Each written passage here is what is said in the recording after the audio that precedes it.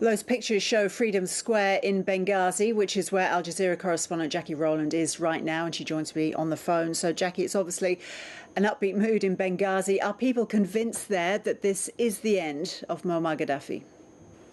Yes, people here, I really think, feel vindicated. It's a struggle that began here in Benghazi 6 months ago, and they've been able to witness live on television their fellow countrymen, their compatriots in Tripoli, experiencing just the first few hours of a feeling of liberation and freedom that they've been experiencing now for 6 months. There really is a very, very high morale here, and a feeling that the end game basically for Muammar Gaddafi is pretty much through now. Is it known where Gaddafi is, whether he's about to leave the country or whether he's mustering forces somewhere, despite these rumours that the Presidential Guard has surrendered? What are you hearing from Tripoli?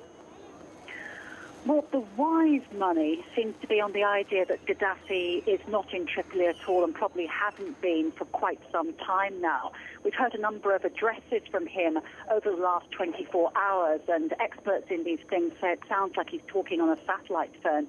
People speculating he could be somewhere deep in the desert. As to whether he could possibly be captured or surrender, the problem here is that you have to look at Gaddafi's psychology. This is not a man who really understands the idea of negotiation, compromise, concession. Most people who are familiar with him over the years suspect that this is the kind of person who is going to go down fighting and quite possibly take a number of people with him.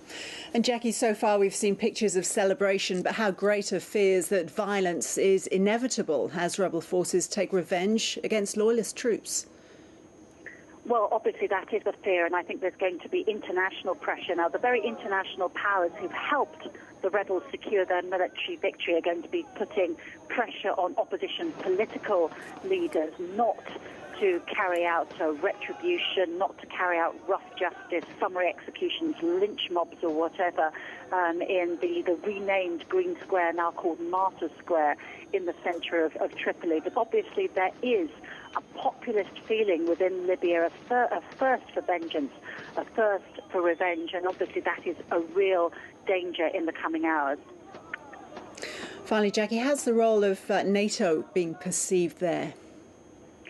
Well, NATO came in to begin with, acting on a mandate from the UN Security Council to protect civilians. It's quite clear in the last 48 hours that they're doing more than that. They have become the de facto air force of the opposition army, providing vital air cover.